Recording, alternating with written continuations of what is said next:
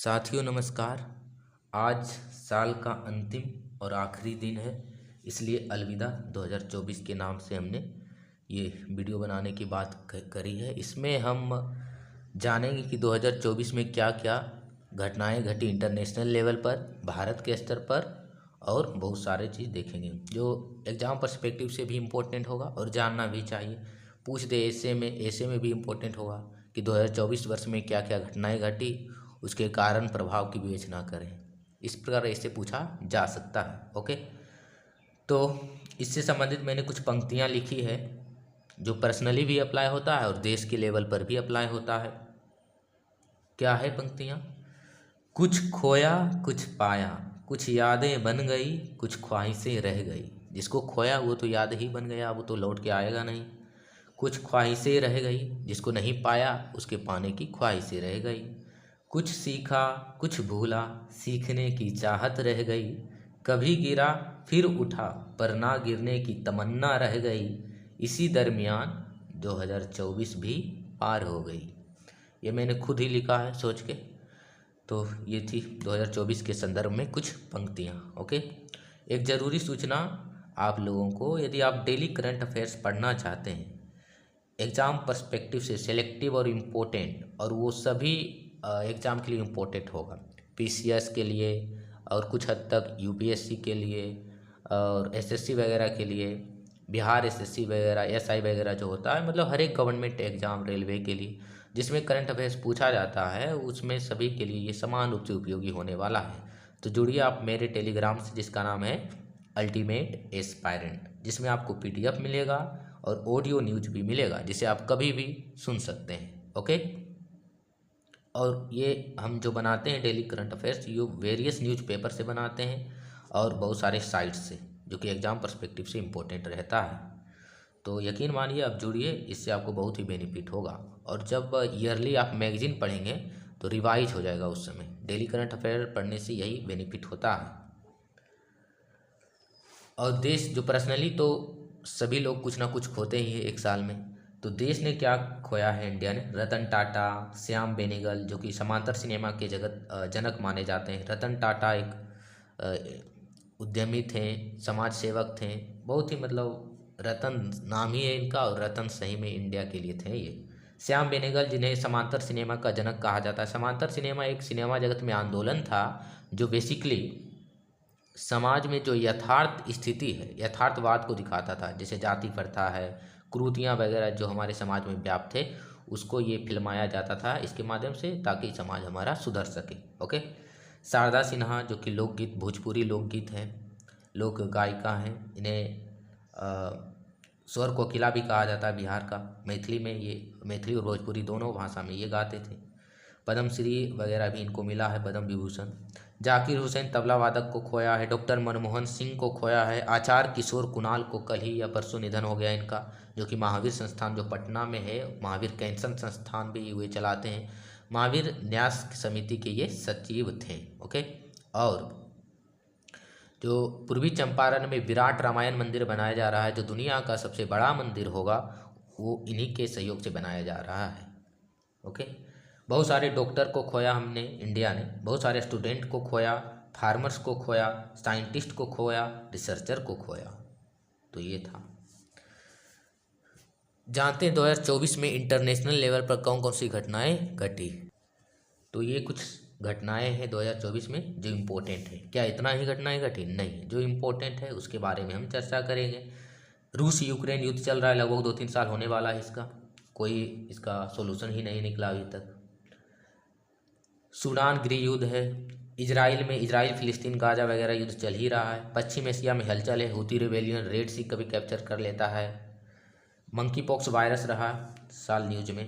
United nation ने 2024 को international year of कैमेलिड्स घोषित किया, अंतर्राष्ट्रीय ऊंट वर्ष घोषित किया है। अमेरिका में सत्ता परिवर्तन हुआ, डोनाल्ड ट्रंप राष्ट्रपति बने हैं, और डोनाल्ड ट्रंप का जलवायु परिवर्तन से कोई लेना देना नहीं है। यानी डोनाल्ड ट्रंप कहते हैं जलवायु परिवर्तन होता ही नहीं है, उस पर हम क्यों नीति बनाएं, इनका ये कहना है। ओके, क्लाइमेट चेंज हुआ बहुत सारा वर्ल्ड में 2024 में। एक्सट्रीम वेदर कंडीशन देखने को मिला, चक्रवात की घटनाएं बढ़ी, साइक्लोन, सुनामी, भूकंप आया, कहीं कहीं बाढ़ आया, कहीं सूखा आया, कहीं भूखमरी हुआ, गरीबी बढ़ा, कहीं प्रोडक्शन घटा। एआई न्यूज में है आर्टिफिशियल इंटेलिजेंस, कृत्रिम बुद्धिमत्ता किसे कहते हैं?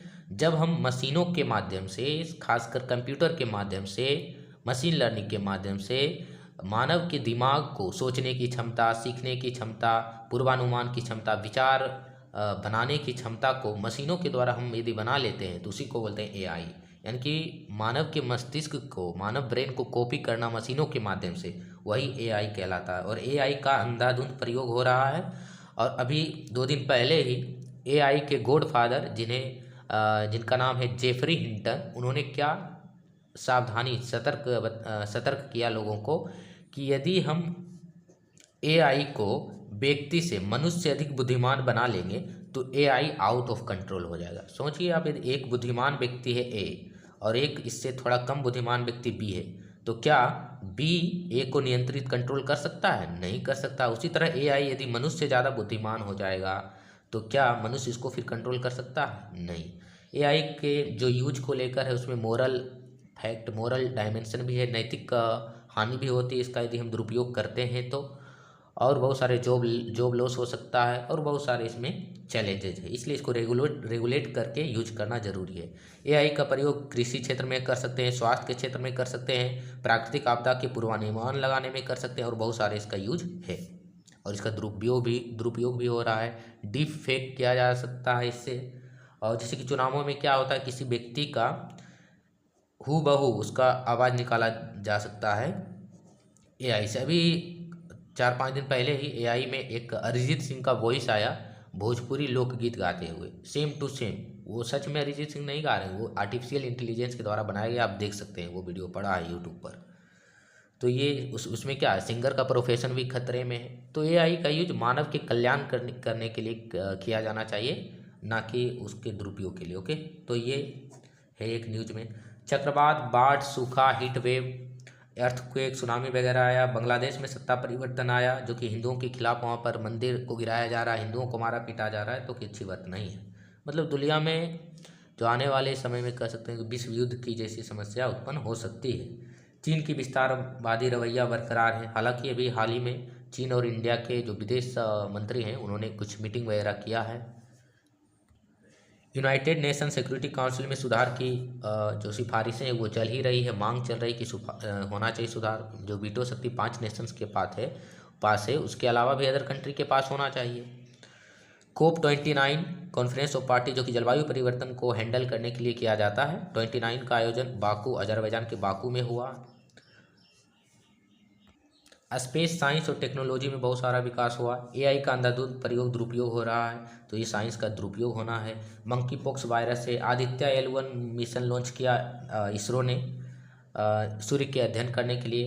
एक्सपोसैट मिशन लॉन्च किया इसरो ने ब्लैक होल को अध्ययन करने के लिए और ग्रह तारे वगैरह को अध्ययन करने के लिए। बहुत सारे मून मिशन हुए लॉन्च। सुनीता विलियम्स और बूच विल्मोर, जो कि इंटरनेशनल स्पेस स्टेशन में फंसे हैं अब तक, बोइंग स्टारलाइनर के ये से गए थे इसके चेक में कि स्पेस टूरिज्म को आने वाले दिनों में स्पेस टूरिज्म भी आएगा, एक कॉन्सेप्ट, यानी कि अंतरिक्ष की यात्रा करना। उसमें कुछ पैसे लिया जाएगा और अंतरिक्ष की यात्रा करवाया जाएगा। तो उसी के ये रिसर्च के लिए गई थी और अभी तक फंसी है। उसमें कुछ बोइंग स्टारलाइनर में कुछ तकनीकी ग्लिच आ गया था, खराबी आ गया था, इसलिए नोबेल प्राइज़ दिया गया साइंस के क्षेत्र में। माइक्रो RNA के खोज के लिए। मशीन लर्निंग के लिए जेफरी हिंटन को दिया गया और एक और व्यक्ति थे, उनको मशीन लर्निंग और न्यूरल नेटवर्क के खोज के लिए। जीन एडिटिंग, जीन थेरेपी को संभव बनाया जा रहा है बहुत सारी बीमारियों के ट्रीटमेंट के लिए। रोबोट्स का एडवांसमेंट हुआ है। आने वाले समय में रोबोट्स का युग होगा। रसिया ने अभी हाल ही में ये पुष्टि की है कि वो कैंसर रोधी वैक्सीन बना लिया है, जिसका 2025 में मुफ्त दिया जाएगा रशियन लोगों को। प्रिवेंट के लिए नहीं दिया जाएगा, जिसको कैंसर है उसको दिया जाएगा ताकि आगे सेल डिवीजन ना हो, कैंसर भयानक रूप ना ले ले। ओके, क्वांटम साइंस भी न्यूज में है और इसको विकास को लेकर चर्चा हो रही है। 2025 को यूनाइटेड नेशन ने क्वांटम ईयर घोषित किया है। नासा की पार्कर सोलर प्रोब अभी हाल ही में 2-3 दिन पहले सूर्य से सबसे नज़दीक, इतिहास में सूर्य से सबसे नज़दीक से गुजरा है। सूर्य से 61 लाख किलोमीटर नज़दीक से गुजरा है और इतिहास में पहली बार कोई स्पेस क्राफ्ट है जो इतना नज़दीक से गुजरा। इससे क्या फ़ायदा होगा? सूर्य के जो बाहरी क्षेत्र है कोरोना जिसको बोलते हैं उसको अध्ययन किया जा सकता है। सूर्य का इफेक्ट और पृथ्वी पर क्या पड़ता है ये जाना जा सकता है। स्पेस टूरिज्म न्यूज में है। कल ही इसरो ने स्पेसडेक्स 30 दिसंबर को रात को लगभग 9-10 बजे स्पेसडेक्स मिशन लॉन्च किया। इसरो ने, नासा ने नहीं, इसरो ने लॉन्च किया 30 दिसंबर को PSLV C60 रॉकेट के द्वारा। इसका उद्देश्य है, स्पेसडेक्स मतलब क्या होता है, स्पेस डॉकिंग एक्सपेरिमेंट, यानी कि स्पेस 2-3 स्पेस क्राफ्ट को जोड़ने की प्रक्रिया। डॉकिंग मतलब क्या होता है, जोड़ना। इसको जोड़ेंगे तो आने वाले दिनों में इंडिया भी भारतीय स्पेस स्टेशन बनाने में सहूलियत होगी इससे, और बहुत सारे मून मिशन लॉन्च वगैरह करने में। ओके, तो इंडिया के लेवल पर अब जानते हैं क्या क्या घटनाएं घटी 2024 में। डिफेंस सेक्टर स्ट्रॉन्ग हुआ, मजबूत हुआ, और बजट में बहुत सारा भाग डिफेंस सेक्टर में खर्च करने की बात कही गई है। INS अरीघाट वगैरह और बहुत सारे इसमें स्ट्रॉन्ग हुआ, कह सकते हैं भारत का रक्षा विभाग। कुछ चीज़ों का प्रोडक्शन बढ़ा, कुछ चीज़ों का प्रोडक्शन घटा। भारत के इसरो ने आदित्य L1 मिशन एक्सपोसैट और कल स्पेसडेक्स मिशन लॉन्च किया, तो एक बड़ी उपलब्धि है। ट्रेन एक्सीडेंट की घटनाएं बहुत रही 2024 में। मेडिकल कॉलेज रेप कांड, इसको कौन भूल सकता है, तो इसके लिए स्ट्रिक्ट लॉ की वगैरह आवश्यकता है, और मानव जो हमारा समाज है उसको भी जागरूक वगैरह सुधार होने करने की ज़रूरत है। ऐसी घटनाएं अंजाम ना, और इसके लिए क्या है, सोशल मीडिया प्लेटफॉर्म जो बहुत सारा है उसको रेगुलेट करना बहुत ज़रूरी है। रेप वगैरह का मुख्य कारण यही है। इलेक्टोरल बॉन्ड न्यूज में था, जिसको सुप्रीम कोर्ट ने असंवैधानिक बताया। आर्टिकल 19(1)A जो कि सूचना के अधिकार का हनन के लिए बताया था। चुनाव में डीप फेक वगैरह भारतीय पहलवान जो मांग कर रहे थे वो भी न्यूज में था 2024 में। ओलंपिक में इंडिया का खराब प्रदर्शन रहा, उसमें शायद गोल्ड मेडल एक भी नहीं जीत पाया भारत, जो हमें खेल संस्कृति को बढ़ावा देने की ज़रूरत है। One nation one election news में 129वां संविधान विधेयक होगा, ये संविधान संशोधन विधेयक। दावानल यानी कि जंगलों की आग न्यूज में था, उत्तराखंड वगैरह में। जल संकट कहीं रहा, जैसे कि बेंगलुरु जल संकट को कौन भूल सकता है। हीट वेव की घटनाएं रहा, और इस साल कहा गया कि हर एक साल से 41 दिन ज़्यादा गर्मी पड़ा है, हीट वेव चला और बहुत सारे लोगों की मृत्यु हुई है, और 2024 इतिहास में सबसे गर्म वर्ष रहा है। तो ये climate change, green house gas का ही प्रभाव है। पोल्यूशन बढ़ा। सुप्रीम कोर्ट ने आर्टिकल 14 और आर्टिकल 21 को बेस मानकर जलवायु परिवर्तन के दुष्प्रभाव से बचने को मूल अधिकार बताया है, तो ये ध्यान में रखना है। बेरोजगारी, भूखमरी, गरीबी ज्वलन समस्या बनी हुई है इंडिया का। एग्ज़ाम, बहुत सारे एग्ज़ाम में जैसे कि PCS हो, स्टेट का, SSC हो, स्टेट लेवल का कोई भी गवर्नमेंट एग्ज़ाम होता है उसमें कदाचार एक बड़ी समस्या बनी हुई है, पेपर लीक एक बड़ी समस्या बनी हुई। इस हालांकि केंद्र सरकार ने पेपर लीक रोकने के लिए 2024 कदाचार निवारण अधिनियम बनाया, कानून बनाया, और बिहार सरकार भी बनाया, जिसमें स्ट्रिक्ट मतलब सजा की व्यवस्था है, फिर भी ये रुक नहीं रहा है पेपर लीक। तो इस पेपर लीक का क्या समाधान होगा, इसके पहले वाले वीडियो हमने बनाए, उसको आप देख सकते हैं। पेपर लीक के क्या कारण है, क्या प्रभाव है और क्या समाधान है, डिटेल वीडियो है। BPSC का भी प्रोटेस्ट चल रहा है री एग्ज़ाम को लेकर, उसमें बहुत सारे लोगों पर, स्टूडेंट पर लाठीचार्ज हुआ, इसमें 1-2 लोगों की मौत भी हो गई, बहुत सारे स्टूडेंट घायल भी हुए। तो ये क्या है, लाठी तंत्र बन गया है लोकतंत्र, खासकर बिहार में, तो ये गलत बात है। सत्याग्रह जबकि वो कर रहे थे, कोई डिस्टर्बेंस तो क्रिएट नहीं कर रहे थे, और इनकी मांग भी जायज़ है। इंडिया मुफ्त राशन दे रहा है 80 से 81 करोड़ लोगों को। बॉर्डर एग्रीमेंट भारत का चाइना से चला अभी 1 मंथ पहले लगभग। T20 वर्ल्ड कप जीता इंडिया दूसरी बार। गुकेश जो कि सबसे कम उम्र के शतरंज विजेता बने हैं, जो कि अच्छी बात है।